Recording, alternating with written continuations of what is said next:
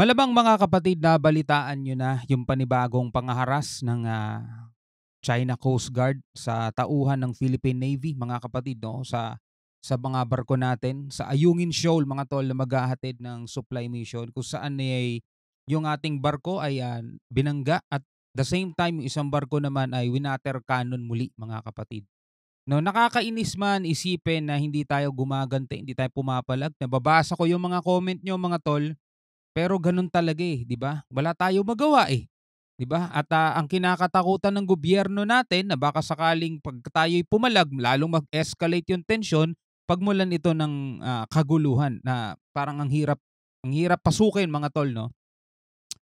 So ngayon ay magbibigay muli tayo ng reaction video and commentary mga kapatid mula rito sa UNTV News 'no. Sabi, apat na Philippine Navy members mga kapatid ang nasugatan daw ng, bugahan ng tubig ng Chinese ships ang, Philippine supply boat. Biruin mo 'yun mga tol, nakakainis 'di ba?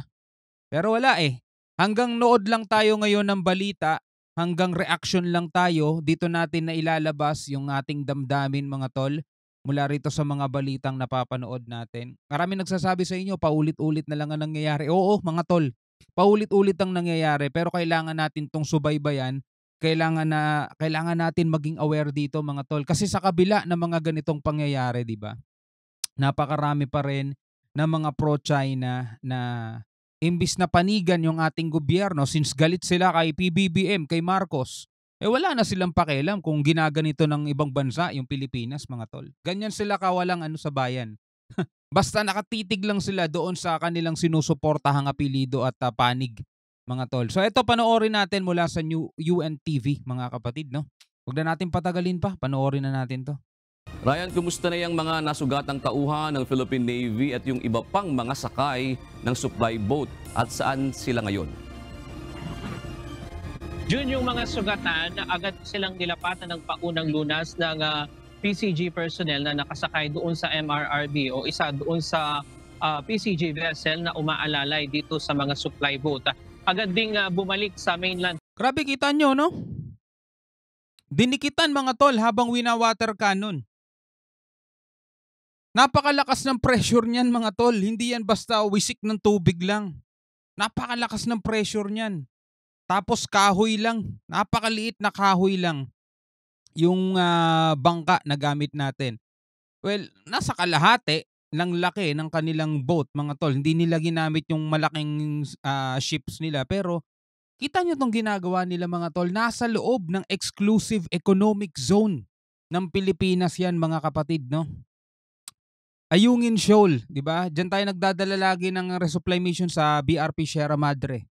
And every time na nagdadala tayo diyan ng, supply, every time na meron tayong resupply mission, hindi maaaring hindi tayo makabalita ng mga ganitong kaganapan. Again, ang malalaman at mababalitaan natin hindi papalag ang Pilipinas 'no. Hindi tayo gumagante kasi ayaw natin na tayo ang sindi kahit na ginaganito tayo mga tol 'no. Palawan yung unay sa May 4 at hindi na naituloy yung paghahatid niya ng supply doon sa Ayungin Shoal dahil nga doon sa insidente. Sa video, makikita na pinagtulungang gitgiti ng dalawang Chinese Coast Guard vessel ang di hamak na mas maliit na civilian supply boat na unay sa May 4. Ito yung mas malaki. Ito nandirito sa left part, ito yung maliit. Tas ito yung, hunay sa May 4, ito yung, kinukomisyon ng ating gobyerno na magdala ng, supply kasi nga mababa yung katubigan doon sa Ayungin 'no, so kailangan ng maliit na bangka lang. So eto na naman tayo mga kapatid, malamang alam ko na yung mararamdaman ninyong lahat mga tol, pare-pareho tayo diyan, 'di ba? Pero wala, ito nangyayari ngayon, mga kapatid. Sino ba sisisihin natin? Sino ba ituturo natin mga tol? Bakit tayo nagkakaganito? Vessel ang di hamak na mas maliit na civilian supply boat na unay sa May 4. Isa ito sa dalawang supply vessel na inupahan ng pamahalaan para maghatid ng supply sa mga sundalo na nakahintil sa BRP Sierra Madre sa Ayungin Shoal ngayong araw. Binomba ng water cannon ng mga Chinese ang supply boat na kaya nabasag ang salamin nito at apat na Philippine Navy personnel na nasakay nito ang nagtamo ng minor injury. Dahil sa tinamong damage ng unay sa May 4, at injury ng mga sakay nito, agad bumalik sa mainland Palawan ang supply boat. Ang BRP Hindi na natuloy. Sindangan naman na isa sa dalawang PCG vessel na umaalalay sa mga supply boat, pinarangan at ginitkit ng Chinese Coast Guard vessel 21555. Nagkabanggaan ang dalawang barko at nagtamo ng minor structural damage ang PCG vessel. There have been reports of a collision between BRP Sindangan and a Chinese Coast Guard vessel because of the illegal actions conducted by the CCG. Unaiza May 4 was also hit by water cannon. We are awaiting updates on damage to Unaiza May 4.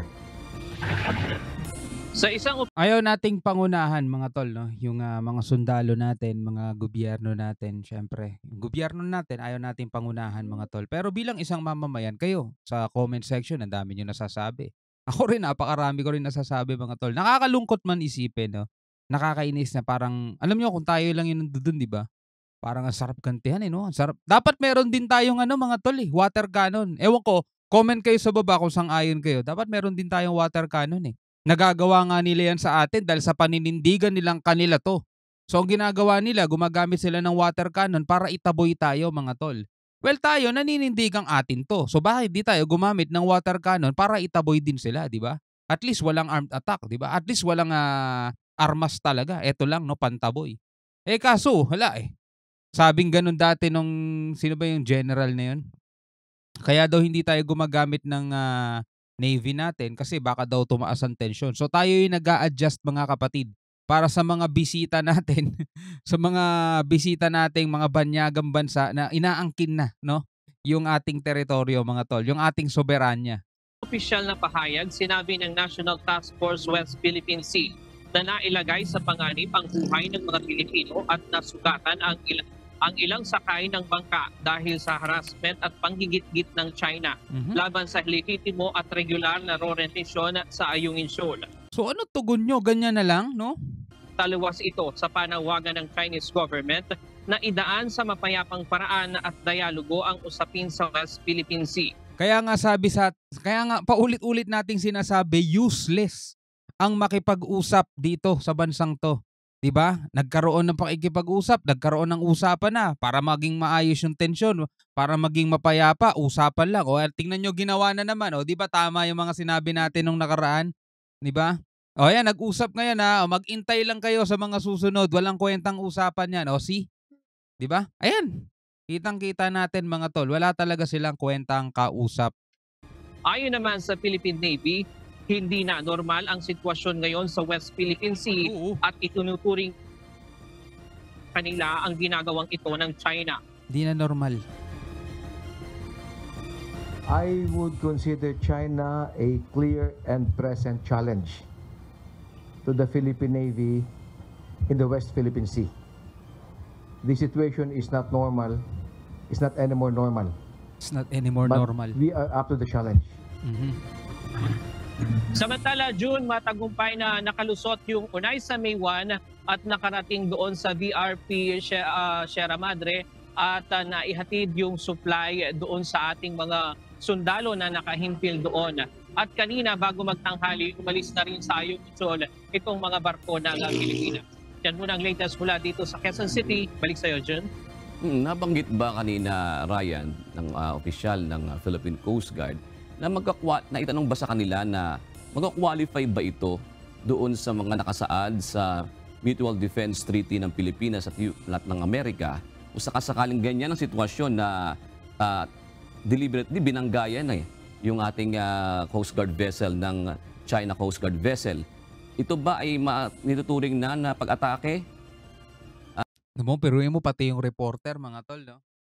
Parang umaasa na rin sa pagkakataon at sa baka sakali, no, na kahit papaano, no, eto na yung hindi natin gusto mga tol, pero baka sakali mga kapatid, no, may tumapat talaga sa kanila, no. Ryan?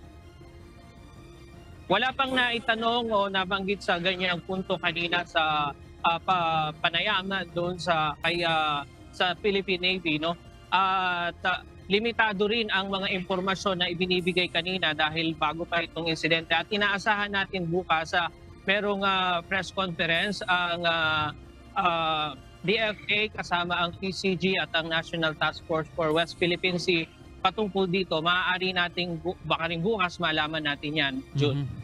Kasi kanina hinihinga ng reaksyon ang US Embassy, ngunit ang sagot lamang ng kanilang ambassador dito sa Pilipinas na kinukundi na nila yung nangyari niyan sa West Philippine Sea. Kasi maalala mo, Ryan, ng mga nakalipas, isang pribadong supply boat ang nagkaroon din ng damage, yung Unay sa May 2. Tanda mo yun, Ryan. Iba kasi ngayon ang sitwasyon. Ito ay Philippine Coast Guard vessel, kaya medyo nakakabahala ito, Ryan. Pero June, ang China, kanina naglabas din sila ng opisyal na pahayag at pilit pa rin nilang ginigiit na pumasok ang mga sasakyan pandagat ng Pilipinas doon sa kanilang teritoryo at ginawa lamang daw nila yung naaayon sa batas, ayon sa kanilang pahayag. At inihingan din natin sila hanggang ngayon ng pahayag kung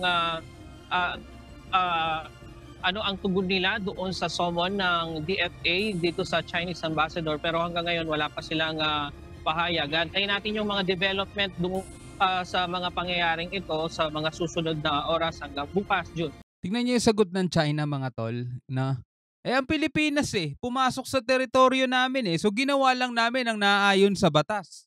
Bakit di natin gamitin, mga tol, yung statement na yun pabalik sa kanila?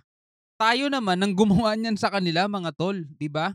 Bombahin ng water cannon, tapos kapag umangal sila, reklamo natin, nireklamo tayo, sagot natin, kayo handirito kayo ng illegal sa exclusive economic zone namin. So ginawa lang namin ang naaayon sa batas ng Pilipinas at sa international law. Di ba? Di batuhan na lang ng sinasabi nating law ng batas, di ba? Maraming salamat, Ryan Lacanlale. Alright, mga kapatid, ikaw bilang isang Pilipino, ano masasabi mo dito sa pangyayaring to, mga tol? Tulad nga na sinabi ng Navy, ng Philippine Navy, hindi na daw to normal, Hindi na to yung normal na situation, mga tol. Matindi ginagawa ng China, mga tol, sa Pilipinas. Nakakainis man isipin na hindi tayo bumabawi, hindi tayo gumagante. Pero isipin nyo, mga tol, kung bakit, Kung bakit. Isipin nyo na lang kung bakit. Siguro iniisip din ng ating gobyerno yung kapakanan mismo ng ating bansa. Dahil baka nga naman, di ba? Etong topakin tong China at talaga magsindi ng gera. Which is, alam naman natin, mga tol, na parang hindi rin nila kayang gawin. Hindi nila kayang gawin. Pero yung Taiwan, hindi nila magalaw-galaw di ba? So eto 4 na Philippine Navy daw ang nasugatan dito sa pangyayaring to. Pwede kang mag-comment sa ibaba, mga kapatid. Hanggang sa muli, ako nga pala si Shobal D. Peace out.